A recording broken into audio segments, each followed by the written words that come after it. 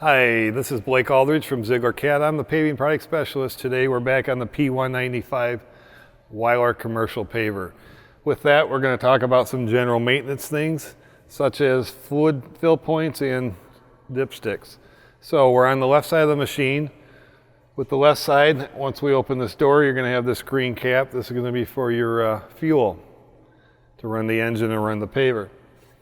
As we move over here to the silver one, that's going to be for your environmental friendly solution to spray in the hopper and spray back here on the screed. Right above that, this big black thing is going to be an air filter.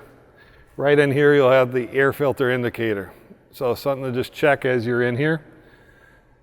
Last thing you're going to have in this area is we're going to have this red cap.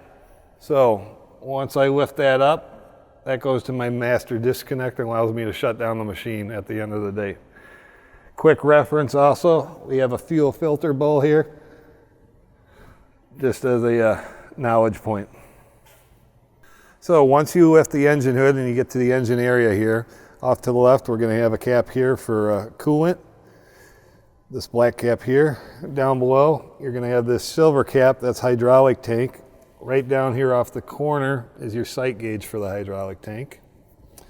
Going over here to the top of the engine, you have your oil fill cap here, this black one here.